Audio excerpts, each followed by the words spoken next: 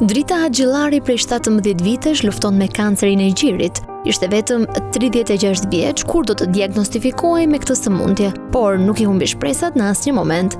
Drita ka punuar si mësuese në shkollë të mesme, ku ishte edhe një herë aktiviste në veprimtaritë kulturore të shkollës. Tani ajo vendos të sjellë historinë e saj frymëzuese, të një gruaje plot shpresë dhe forcë që dëshiron të jetojë çdo moment të jetës, pavarësisht gjithçkaje. Jeta ka plot çaste të vështira. Për mendimin tim është edhe një libër i palexueshëm, sidomos për mua. Por gjithsesi unë do i shfletoj faqet e këtij libri një nga një sot në këtë intervistë. Dua të them vetëm kaq, që për mendimin tim jeta është enigma, të cilën ne shumë fort mund ta zbulojmë atë nëse jemi të kujdesshëm dhe të vëmendshëm. Unë ju rrethej për jetën time vetëm kaq. Nuk ka qenë e lehtë. E kam nisur nga zero derisa kam arritur ku do të jam sot. E kam nisur me shumë vështirësi, me një kalvar vuajtjesh, të cilat do doja një natë dimri, i themi ne në gjuhën popullore, që ti tregoja. Por shumë shkurt do ju them vetëm kaq, që është një jetë sa e vështirë, por kaq edhe interesante. Pavarësisht sëmundjes, Drita është përpjekur të bëjë një jetë aktive, të punojë dhe të angazhohet në shoqëri. Ajo ka arritur të botojë edhe 2 libra me poezi, duke dashur të pasqyrojë luftën e saj me botën, vetveten dhe sëmundjen që e ka prekur. Pasioni im janë librat.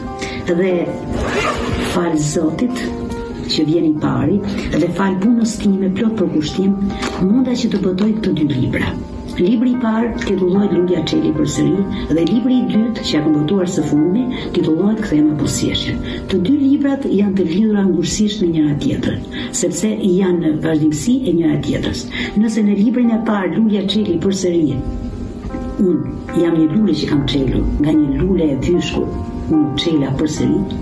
Unë aty kisha të vetmin motiv, i vetmi motiv që klithja në shpirt, ose mos sa klithma e shpirtit tim, që më shtynte që të vazhdoja me vëllimin e dytë, me Kthema buzëqeshjen. Të 2 janë libra me poezi mjaft të bukura, me poezi të cilën unë personalisht kam futur veten, ose më saktë jam veshur me personazhin e dikujt tjetër, ose në lëkurën e dikujt tjetër, që gjithkush në poezitë e këtyre 2 librave të gjejnë vetveten.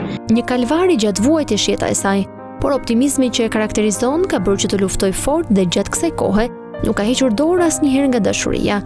Në moshën 36 vjeçare, pikërisht në dhomat e spitalit onkologjik ku po kurohej, do të njihte edhe dashurinë e jetës. Për të gjitha nënat dhe motrat të kenë kujdes dhe të kontrollojnë veten e tyre. E kam fjalën për sëmundjen tumorale, të cilën unë e vuaj prej vitesh. Është një sëmundje ku për fatin tim të keq apo të mirë më njoh dhe me njeriu në jetës, sepse është një histori tetë interesante, një histori e rrallë thoya në këtë botë. Njeriu në jetës e kam njohur fiks në dyert e spitalit onkologjik Tiranë. Ishte një çast i vetëm që mua më lumturoi shumë, sepse më zgjati dorën edhe më tha vetëm kaq: "Nëse ti do shtrëngosh dorën time sot, nuk do kesh vdekje kurrë."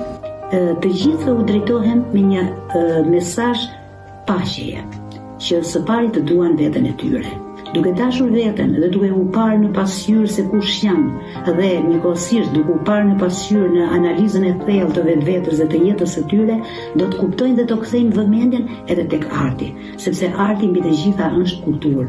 Arti na kthen në shumë fort në traditën tonë si popull, që jemi një popull mjaft arsimdashës, por njëkohësisht arti na mban edhe gjallë.